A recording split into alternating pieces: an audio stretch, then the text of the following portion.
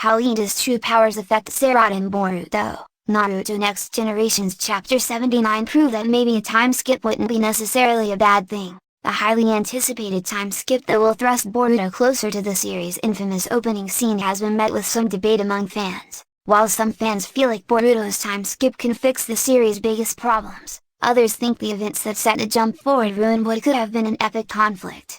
As described by Momoshiki, Kawaki just bypassed and leveraged Eida's true powers to make his own aspirations a reality, resulting in everyone perceiving him as Boruto and vice versa in Boruto. Naruto Next Generations Chapter 79 by creator, supervisor Masashi Kishimoto, artist Mikio Akimoto, scriptwriter Yukio Kodachi, translator Mari Morimoto, and letterer Snuraharan. Though this had potential to complicate Sarada's feelings for the Hokage's son, she's one of the few Shinobi unaffected.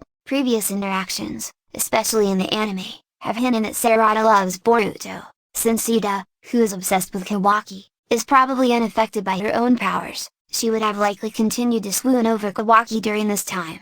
However, an affected Sarada would have only seen the cyborg doing this to Boruto, which could have caused her to experience some insecurities and, in turn, come to terms with her true feelings. Moreover, Sarada is already under additional pressure to pretend that she is affected by Eida's other charm, which causes anyone who isn't blood-related or a member of Otsutsuki to fall in love with her. So, Sarada wouldn't have been able to confront Eida if she wanted to keep her other immunity a secret and use it to her advantage. The only solace that Sarada would have likely gotten during this highly emotional time would have been from Kawaki exhibiting his indifference for Eida. Regardless, Sarada will still be burdened by how she's apparently immune to one of Eida's other powers. As mentioned earlier, Sarada has been having to put on a show whenever she's around Eida to pretend that she's in love with her like everyone else. And now she will likely have to do the same with Kawaki. Her only potential respite is that Sumire might also be immune to this latest illusion, since Sumire is also unaffected by Eida's love charm, so the two could likely bond further and use the shared immunity to their advantage. There's also the possibility that the two of them can leave Konoha in search of Boruto to help him overcome this misunderstanding.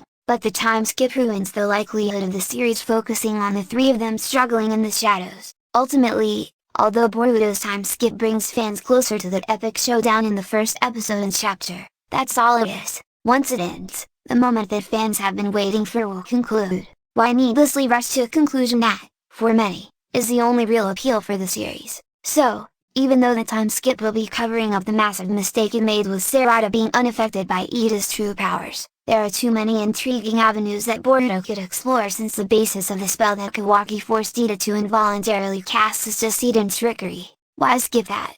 Boruto.